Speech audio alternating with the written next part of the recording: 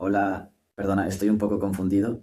Estoy muy feliz de verte en el canal y tú suscríbete, dale like y no olvides escribir comentario, que disfrutes del video. Había pasado 3 días enteros preparándome para esta cena, fregando cada rincón de mi casa, puliendo los cubiertos que casi nunca usaba, ordenando cuidadosamente las tarjetas del lugar como si de alguna manera me hicieran sentir que finalmente pertenecía a la cabecera de la mesa. El pavó había estado en salmuera la noche anterior, la mesa estaba puesta con guirnaldas de pino fresco, velas parpadeantes y servilletas de tela dobladas en pequeños árboles que había visto 4 tutoriales de YouTube para perfeccionar. Incluso había puesto una campanita en cada plato, porque en algún lugar de mi cabeza creía que si todo se veía lo suficientemente perfecto, tal vez los comensales se comportarían como una familia por una vez. El aroma a canela, clavo y romero inundaba la casa, disimulando la tensión subyacente que había estado creciendo en mi pecho desde que desperté. Era la primera vez que organizaba la cena de Navidad, algo que había insistido en hacer, incluso rogado, porque en el fondo creía que era mi oportunidad de demostrar que podía mantener la calma tan bien como mi hermana Rachel. Quizás incluso mejor, si alguien en esta familia se diera cuenta. El timbre sonó en punto a las 4, justo a tiempo, y el caos empezó en cuanto abrí. Rachel entró primero, envuelta en un abrigo de cachemira que probablemente costaba más que mis sillas de comedor, seguida de su marido, Nathan, que ya parecía aburrido, y sus 2 hijos, perfectos para la foto, que enseguida empezaron a comparar los regalos bajo mi árbol con los que habían visto en su casa. Detrás de ellos venían mis padres, Linda y Gerald, todavía vestidos como si estuvieran en un brunch en un club de campo en lugar de una acogedora cena navideña con la familia. Mi madre recorrió la habitación con la mirada como un agente inmobiliario evalúa una casa para reformar, y mi padre me dio una palmadita rápida en el hombro antes de ir directo a la bandeja de licores sin decir palabra. Sonreí con tanta fuerza que me dolía la mandíbula, ofreciendo vino, señalando los aperitivos, elogiando conjuntos que odiaba en secreto y fingiendo no darme cuenta de que Rachel recolocaba sutilmente el centro de mesa que había arreglado con tanto esmero esa misma tarde. Se paseaba por mi casa como si las paredes le pertenecieran, comentando lo encantador que era todo. Encantador, por supuesto, era su palabra favorita cuando algo no estaba a su altura, pero quería sonar educada. Has hecho un trabajo increíble con el espacio, dijo, pasando un dedo con la manicura perfecta por el borde de la repisa, como si el polvo fuera la medida del amor. Aún faltaba 1 hora para la cena, y yo ya estaba agotada. Cada vez que intentaba iniciar una conversación, Rachel la redirigía hacia sí misma, su último viaje de negocios, los logros de sus hijos o alguna historia vaga sobre cómo su vecina le había vuelto a pedir consejos de decoración. Mi padre apenas decía una palabra, asintiendo mientras contaba sus historias como si se alegrara de que alguien hablara, y mi madre hacía pequeños comentarios mordaces sobre lo valiente que debía haber sido al intentar cocinar para todos, porque, al parecer, organizar una comida navideña era algo que solo se esperaba que las mujeres con talento sobrevivieran. Me disculpé para ir a revisar el asado, pero en realidad solo necesitaba un momento para respirar, para recordarme que estaba haciendo algo bueno, que no importaba lo que dijeran o dejaran de decir, que el esfuerzo seguía siendo mío y que aún importaba. Me quedé allí un minuto entero en la cocina, con los ojos cerrados y las manos apoyadas en el borde de la encimera, intentando apartar el dolor sordo que se formaba detrás de mis costillas. Y entonces, oí sus pasos. Me giré justo a tiempo para ver entrar a mi madre, cerrando la puerta de la cocina con una suavidad que siempre anunciaba que algo iba a pasar. Me enderecé de inmediato, intentando sonreír de nuevo, aunque tenía la cara tensa por haberla retenido tanto tiempo. Ella me miró por un momento, solo me miró, como si estuviera tratando de decidir cuánta honestidad quería dejar salir antes del postre, y luego suspiró, sacudiendo la cabeza ligeramente como si me compadeciera por esforzarme tanto. Puedes poner todo el esfuerzo del mundo en esto, dijo en voz baja, pero lo suficientemente cortante como para ser hiriente. Pero siempre serás la segunda después de tu hermana. Hagas lo que hagas. No sé qué esperaba que dijera, pero no fue eso. No fue tan directo, no fue tan cruel, no cuando acababa de pasar días intentando hacer algo hermoso de una familia que nunca me trató como parte de ella. La miré y, por un breve instante, creí ver algo más dulce en sus ojos, como arrepentimiento o incluso tristeza, pero desapareció antes de que pudiera estar seguro. Sonreí. Eso fue todo lo que hice. No discutí, no me defendí, no lloré. Solo sonreí y asentí como si sus palabras no me hubieran dejado un cráter en el pecho. Luego volví al horno, fingiendo revisar el asado, fingiendo que no me acababan de recordar, una vez más, que en esta casa, por mucho que lo intentara, nunca sería suficiente. Y en lo más profundo de mí, algo cambió. Algo sólido, frío y afilado comenzó a formarse silenciosamente en el espacio donde antes habitaba la esperanza. Porque si siempre iba a ser el segundo, pensé que ya era hora de dejar de jugar limpio. Regresé al comedor con la cabeza en alto y los labios curvados en esa sonrisa que solo se aprende a perfeccionar cuando te has pasado la vida tragando decepciones como pastillas secas. El asado estaba listo, las guarniciones estaban calientes, las velas titilaban en su punto justo, y si no me conocieras, habrías pensado que era la mujer más feliz de la sala. Pero detrás de mi sonrisa, las palabras de mi madre aún resonaban, cada sílaba se clavaba más en las partes de mí que tanto me había esforzado por proteger. Siempre serás la segunda después de tu hermana. No importa lo que hagas. Y así, cada superficie pulida de la casa se sintió un poco más opaca, cada centro de mesa cuidadosamente arreglado un poco menos encantador, y cada momento que siguió supo ligeramente a ceniza. La cena empezó como cualquier otra reunión familiar. El tintineo de los tenedores contra los platos, las servilletas en el regazo y algunos cumplidos dispersos que parecían más observaciones que elogios genuinos. El asado estaba bueno. Las patatas no estaban pasadas y nadie tenía nada malo que decir de la salsa de arándanos, pero aún así, había una tensión subyacente en la sala, como si todos esperaran algo más impresionante. Y así fue, solo que no por mi parte. Rachel se levantó entre la segunda copa de vino y el primer bocado de postre, sosteniendo su copa con esa gracia escénica que había dominado entre su segundo ascenso y su tercera certificación de Pilates. Sonrió a todos, les agradeció su presencia y se lanzó a lo que solo podría describirse como un discurso, uno que sonaba sospechosamente como si fuera la anfitriona de la velada en lugar de una invitada sentada en mi dichoso comedor. Estoy tan agradecida de que hayamos podido reunirnos todos este año, dijo, recorriendo con la mirada la mesa como si el espacio le perteneciera, como si hubiera dispuesto personalmente cada asiento y encendido cada vela. No es fácil encontrar tiempo en nuestras vidas tan ocupadas, y sé el esfuerzo que se requiere para que estas fiestas sean especiales. Esperé, de verdad esperé, a que me diera las gracias, a que reconociera que había cocinado, que había puesto la mesa, que había aspirado la alfombra 3 veces y vaporizado las cortinas para que nadie dijera nada sobre el pelo del gato. Pero el agradecimiento nunca llegó. Todos asintieron, levantaron sus copas y las chocaron como si las palabras de Rachel hubieran sellado algún vínculo familiar sagrado. Incluso mi padre sonrió con orgullo, alzando su copa un poco más de lo necesario, como si su discurso lo hubiera enorgullecido más que cualquier cosa que yo hubiera dicho o hecho. Me mordí la mejilla con tanta fuerza que noté el sabor a sangre, pero aún así, sonreí.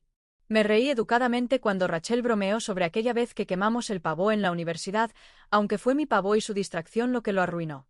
Asentí cuando mi madre me contó la historia de que Rachel había ganado el concurso de galletas navideñas en la iglesia años atrás, olvidando convenientemente que yo había quedado en segundo lugar, otra vez. Mi padre levantó su copa hacia mí en un momento dado y dijo, «Lo hiciste bien, chaval. Muy bien. Esto podría ser lo tuyo después de todo».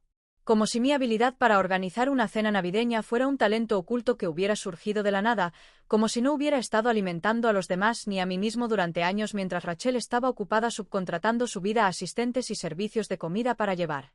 Y quizá fue el vino o quizá los años de ser ignorada, pero empecé a ver todo a mi alrededor con una nueva perspectiva, como una película que ya había visto pero que nunca había entendido del todo. Cada sonrisa de mi madre estaba impregnada de un juicio tácito. Cada cumplido de mi padre venía con una sombra de sorpresa. Cada sentimiento de Rachel parecía más un permiso que un reconocimiento. Y cada palabra, cada mirada, cada pequeño gesto estaba impregnado del mismo mensaje silencioso, lo estás haciendo bien, pero no te adelantes. Nunca serás como ella. ¿Alguna vez has intentado reírte durante la cena mientras todos los comentarios dirigidos a ti eran edulcorados, pero con la intención de herirte? ¿Alguna vez has visto a tu alrededor en una sala llena de gente que dice quererte y te has dado cuenta de que solo saben amar a la versión de ti que se queda pequeña respecto a la que realmente temen? Si es así, cuéntamelo en los comentarios, porque sé que no soy la única. Después del postre, me disculpé de nuevo, alegando que necesitaba más velas para el alféizar, aunque sabía perfectamente que todas las velas de la casa ya estaban encendidas. Necesitaba un momento, un respiro, un lugar para recuperar la mínima dignidad que me quedaba antes de desmoronarme frente a ellas. Salí al pasillo y abrí el armario lateral cerca de la estantería, con la única intención de coger una caja de cerillas, pero en cambio, mi mano aterrizó en algo inesperado, una caja que no había dejado allí. Era pequeño y estaba envuelto en papel satinado, demasiado pulido para ser uno de los regalos que había preparado, y al sacarlo, vi una nota doblada pegada con cinta adhesiva en la parte superior, escrita a mano por mi madre. Me detuve, con el corazón latiéndome con fuerza y los dedos ligeramente temblorosos, mientras desdoblaba el papel y leía las primeras líneas. No era para mí. Era para Rachel. Un mensaje privado que debía acompañar al regalo, algo que debía guardarse discretamente después de deshacer los lazos y tirar el papel de regalo. Pero las palabras fueron las que me congelaron en el lugar. Solo un pequeño detalle para recordarte que siempre serás mi luz más brillante. Nos has hecho sentir orgullosos cada día de tu vida. Con cariño, mamá. Eso fue todo. Eso fue todo lo que decía. Sin florituras, sin metáforas, solo la brutal simplicidad de la verdad disfrazada de cariño. Y, de alguna manera, fue peor que todos los brindis, las sonrisas y los cumplidos mediocres. Porque esa nota no pretendía herirme, pero lo hizo. Porque no estaba destinada a ser vista, pero la vi. Y porque no era para mí, pero había cargado con el peso de su mensaje toda mi vida. Lo doblé lentamente, lo deslicé de nuevo bajo la cinta y cerré la puerta del armario lo más silenciosamente posible. Respiré hondo una vez, luego otra, y luego volví a sonreír. Pero esta vez, no era el tipo de sonrisa que reconocerían. Uno pensaría que después de tantos años de ser comparado, ignorado e ignorado en silencio, una persona acumularía suficiente tejido emocional como para dejar de preocuparse por completo, pero la verdad es que nunca se apaga. Simplemente se endurece en capas, año tras año, hasta que finalmente incluso los buenos momentos se sienten manchados por la anticipación de ser socavados de nuevo. Eso es lo que nadie te dice sobre crecer a la sombra de los focos de atención de alguien. No solo apaga tu propia luz, sino que distorsiona por completo la forma en que te ves a ti mismo. Y ninguna cantidad de cenas bien cocinadas o decoraciones dignas de Pinterest puede cambiar el hecho de que, a veces, el amor viene mezclado con resentimiento, especialmente cuando el amor que has anhelado toda la vida siempre se entregó, sin esfuerzo, a otra persona. Tenía quizás 6 o 7 años la primera vez que noté cómo se iluminaban los ojos de mi madre cuando Rachel entraba en una habitación, como si su sola presencia alegrara el ambiente, como si ella fuera la protagonista de cada escena y yo simplemente parte de la escenografía. Incluso entonces, Rachel era infalible. Ni cuando se cortaba el pelo con tijeras de cocina, ni cuando rompía el jarrón favorito de mamá, ni siquiera cuando mintió sobre haber copiado en un examen de ortografía en 3er grado. De alguna manera, cada error que cometía se convertía en una oportunidad de aprendizaje o en una etapa peculiar, mientras que cualquier pequeño desliz mío se convertía en un sermón sobre responsabilidad y expectativas. Recuerdo que una vez traje a casa un dibujo que hice en clase de arte, un girasol en acuarela con pétalos que me había llevado horas pintar a la perfección. Se lo enseñé a mi madre, casi vibrando de orgullo, solo para que ella lo mirara 2 segundos antes de decir: «Qué bonito, cariño, pero Rachel pintó un paisaje completo la semana pasada. ¿Viste el suyo?». Y así, mi alegría se desvaneció más rápido que el papel donde estaba pintado. Esa siempre era la historia, yo buscando elogios, y Rachel los recibía sin pedirlos. En la escuela, me esforzaba el doble para obtener la mitad del reconocimiento, mientras que Rachel se las arreglaba con su encanto y sus tareas a medio terminar, que los profesores seguían elogiando porque tenía potencial. Cuando sacaba solo sobresalientes, mi madre decía: «Claro que sí, eres la callada», como si mi esfuerzo fuera predecible y poco impresionante. Pero cuando Rachel conseguía apenas una notable en álgebra, había una cena de celebración y un certificado enmarcado en la nevera. Y no terminó en la infancia. Nos acompañó hasta la adolescencia, la adultez, cada maldita etapa de la vida en la que pensé que por fin podría alcanzar el equilibrio a sus ojos. Cuando Rachel reprobó su primer año de universidad, mis padres lo ocultaron como si nunca hubiera sucedido, enviándola a Italia para un semestre sabático.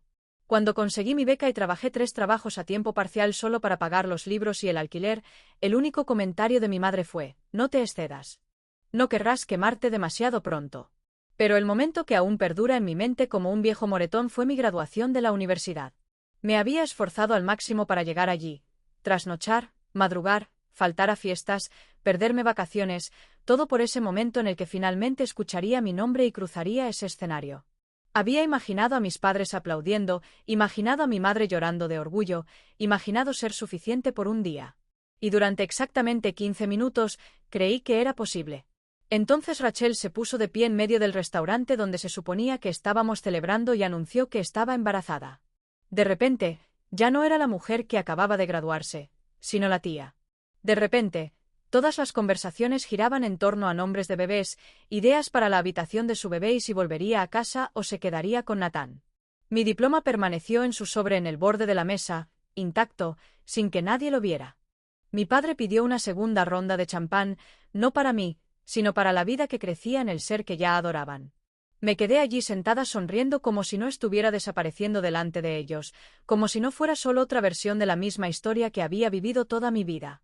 Así que no, esta cena no era solo sobre Navidad, adornos o pavó asado. Era sobre la historia de cómo me decían, una y otra vez, que siempre sería subcampeona en una carrera en la que nunca me inscribí, pero que se esperaba que perdiera con dignidad. Era sobre ver a Rachel ocupar un espacio que nunca me permitieron llenar y aprender a fingir que no me destrozaba cada vez. Era sobre darme cuenta de que podía pasarme la vida entera siguiendo sus reglas y aún así nunca ser la hija que más importaba.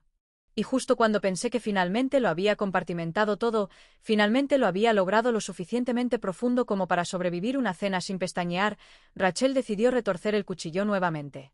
Se recostó en su silla, removiendo el vino en su copa como si estuviera presentando un programa de entrevistas y dijo: «Es genial verte finalmente asentado en algo que parece un éxito. O sea, ¿quién lo hubiera imaginado, verdad?»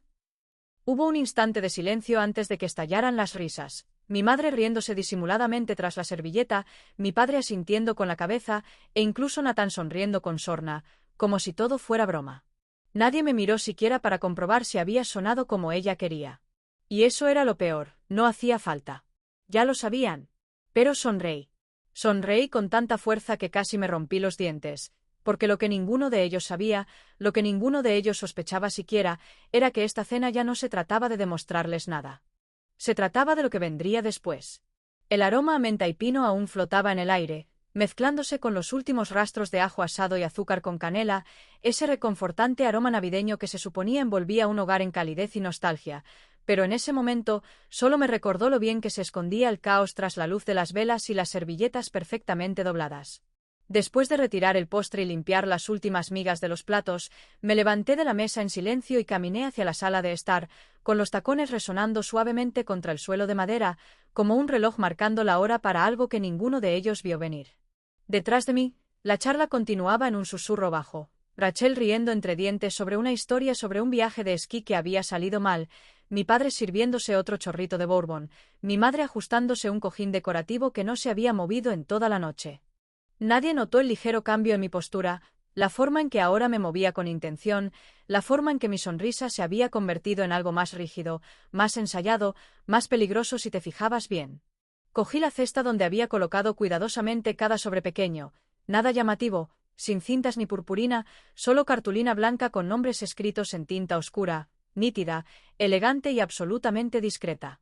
Los llevé de vuelta al comedor lentamente, rozando suavemente con los dedos cada uno, no por nervios, sino con algo más frío, algo más tranquilo, como un cirujano preparándose para una incisión. La sala quedó en silencio mientras colocaba los sobres cuidadosamente frente a cada asiento, ofreciéndoles una sonrisa amable que no llegó a mis ojos y un suave y agradable feliz Navidad a todos.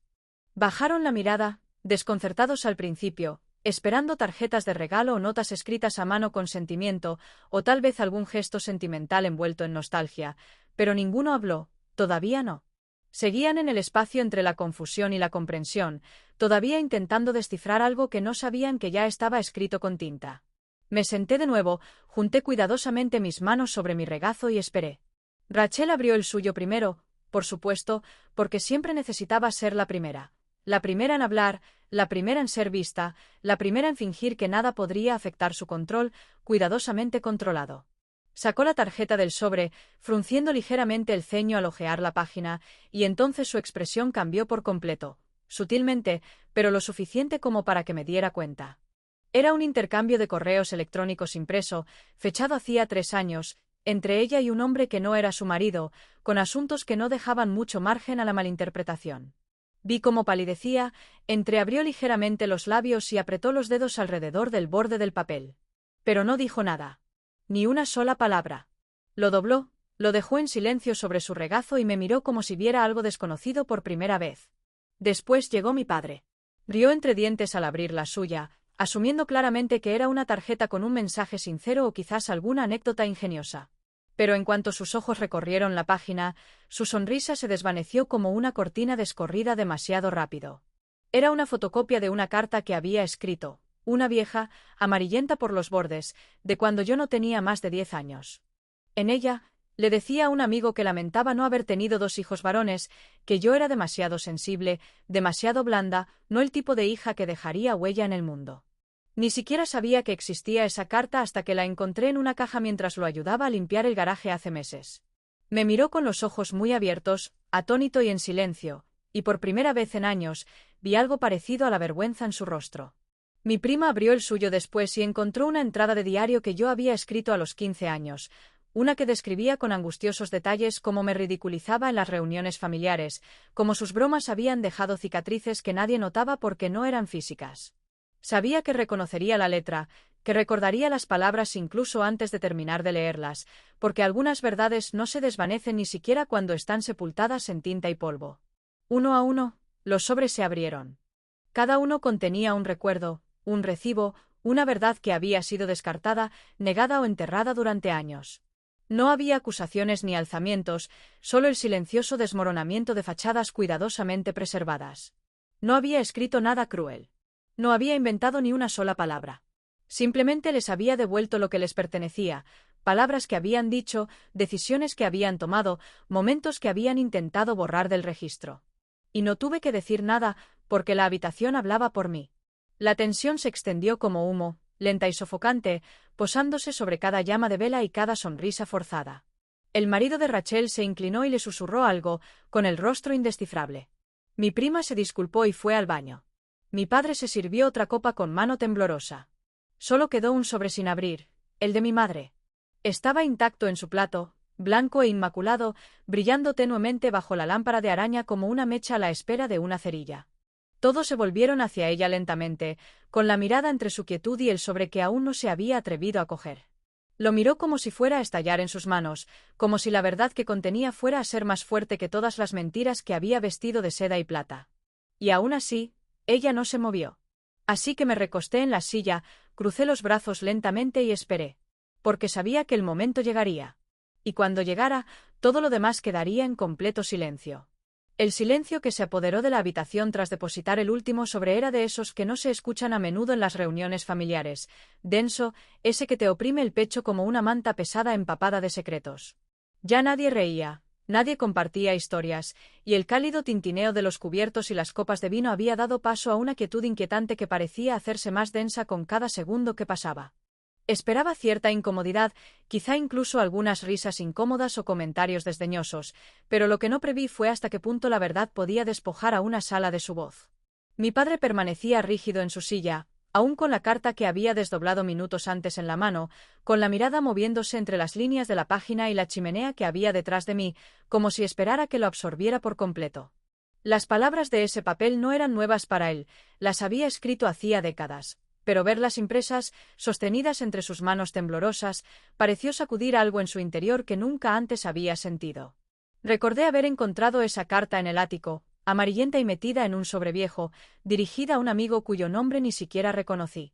La había escrito poco después de mi nacimiento, diciéndole a este amigo que estaba decepcionado por tener una segunda hija y que esperaba un niño que pudiera llevar el apellido de la familia con fuerza y orgullo. Terminó la carta con una frase que aún resonaba en mis oídos: la criaré bien, pero dudo que alguna vez brille como Rachel. No dijo ni una palabra. No se disculpó ni intentó justificarse. Simplemente se quedó mirando las palabras que había escrito hacía tiempo, y por una vez, dejé que el silencio hablara por mí. El sobre de Rachel había sido aún más preciso. Le temblaban las manos al leerlo, sus labios se crispaban como si luchara contra el impulso de negar lo que ya se había revelado ante todos. Dentro del sobre había una copia de su primer juego de papeles de divorcio, documentos que se había esforzado por mantener ocultos. Había pasado años afirmando que su matrimonio con Nathan era el primero, presentándose como la imagen predilecta de una historia de amor perfecta, pero esos papeles contaban una historia muy diferente. Contaban la historia de un primer matrimonio efímero a los 20 años, un marido al que había dejado después de solo 8 meses y un divorcio presentado y sellado discretamente en otro estado antes de conocer a Nathan. No era el divorcio en sí lo que importaba, sino la mentira, la elaborada mentira que había urdido y mantenido durante años mientras todos elogiaban su compromiso y envidiaban su supuesto matrimonio perfecto. El rostro de Nathan era indescifrable al repasar el documento, con la expresión tensa y la mandíbula apretada, y aunque tampoco dijo una palabra, su forma de moverse en la silla me decía más que cualquier argumento. Rachel siempre había creído que si controlaba la narrativa, podía controlar su imagen, pero los secretos suelen salir a la luz cuando menos te los esperas, sobre todo cuando están envueltos en un sobre blanco y te los entregan con una sonrisa amable. El sobre de mi prima incluía copias de viejos correos electrónicos, cosas desagradables y despectivas que había escrito sobre mis amigos en común, burlándose de mi trabajo, mi apariencia, mis relaciones. Una vez me llamó el caso de caridad de la familia en un mensaje que nunca pensó que vería. Otro tío recibió la transcripción de un mensaje de voz que le dejó a mi madre hace años, llamándome un desperdicio de asiento de vacaciones después de que rechacé una reunión familiar durante un periodo depresivo. Cada sobre, cada nota, cada fotocopia era un hilo arrancado de la tela que todos se habían esforzado tanto por mantener cosida. Y mientras se deshacía, no me regodeé. No grité. Ni siquiera parpadeé. Simplemente me senté allí, dejando que cada uno de ellos se ahogara en silencio en las consecuencias de sus propias historias. Pero fue mi madre quien más tardó en abrir el suyo. Se quedó quieta, mirando el sobre como si fuera a morderla si lo alcanzaba. Cuando por fin lo hizo, le temblaron los dedos y apretó los labios al sacar un pequeño fajo de papeles, viejas entradas de diario, impresas de un cuaderno que había llevado durante mi adolescencia, páginas llenas de las consecuencias de cada vez que me menospreció, me ignoró o usó mi dolor para animar a Rachel. También había una fotografía. Una foto de ella y Rachel en un banquete de premios femeninos al que nunca me invitaron, a pesar de que ese mismo año había ganado un premio académico que no fue reconocido en casa. Escondida detrás de la foto había una breve nota que había escrito y nunca enviado, una carta dirigida a ella de hacía años, llena de cosas que nunca había dicho en voz alta, mi confusión, mi dolor, mi agotamiento por sentirme siempre como un sustituto en su vida. Lo leyó despacio, con atención, absorbiendo cada palabra, y luego me miró con una expresión que no pude descifrar. Por un instante, creí ver algo parecido a culpa, o tal vez solo reconocimiento, pero se desvaneció casi tan rápido como había aparecido. Entonces se levantó bruscamente, con la silla raspando contra el suelo. Le temblaban las manos, pero su voz era tan aguda como siempre. «¿Cómo te atreves?», dijo, con un tono más alto que cualquier otra cosa que se hubiera dicho esa noche. La sala se estremeció al oírlo, todos se giraron hacia ella, esperando una escena, un colapso, una confrontación acalorada que de alguna manera restaurara el equilibrio en esta cena que había salido mal. Pero permanecí sentado, tranquilo como siempre, con las manos cuidadosamente cruzadas sobre mi regazo, y la miré a los ojos con una mirada que ella no me había visto antes, una que no pedía aprobación ni retrocedía ante su desaprobación. «¿Me diste la plantilla?», dije en voz baja pero firme. «Simplemente seguí el guión que escribiste». Y luego, el silencio regresó.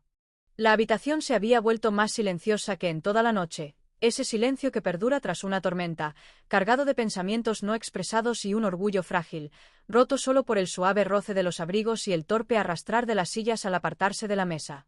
Nadie se atrevía a mirarlos a los ojos, e incluso los niños, antes ruidosos y llenos de energía, ahora se movían en silencio detrás de sus padres, percibiendo un cambio en el aire que nadie quería mencionar. La familia empezó a marcharse en oleadas lentas e incómodas, algunos murmurando despedidas a medias, otros desapareciendo por la puerta principal sin mirar atrás, como si esperaran que una salida rápida pudiera, de alguna manera, borrar el peso de lo que acababan de recibir. Rachel fue de las últimas en levantarse, con un fuerte taconeo contra el suelo mientras se dirigía a la cocina con la excusa de ayudar a recoger los platos, aunque yo sabía que no debía creer que esa fuera su verdadera intención. La seguí en silencio, recogiendo las últimas copas de vino vacías y apilando platos que no tenía ganas de lavar, con movimientos lentos y pausados, dándole tiempo para hablar primero porque sabía que lo haría. Sentía la tensión que emanaba de ella en oleadas, la que nace de un ego herido más que de un arrepentimiento genuino, y no tardó mucho en girarse y mirarme, con los brazos cruzados sobre el pecho como una barrera que esperaba que mantuviera intacta su dignidad. «¿De verdad crees que eso fue valiente?», dijo en voz baja pero ácida, mientras sus palabras se enroscaban en los bordes de la habitación como el humo de una llama moribunda. «¿Arruinar la cena? ¿Humillar a todos? ¿Sacar a relucir cosas innecesarias? Eso no es poder, es desesperación disfrazada de teatralidad barata». No respondí de inmediato. Seguí apilando los platos, uno tras otro, dejando que el tintineo de la porcelana llenara el silencio que ella dejaba a su paso. Podría haberle discutido, haberle echado en cara sus secretos o haberle recordado que nadie la obligaba a vivir una mentira por las apariencias, pero no lo hice. Había pasado demasiados años dándole explicaciones a una familia que nunca me escuchaba y disculpándome por heridas que no causé. No iba a perder ni un segundo más justificando lo que ya se había hecho.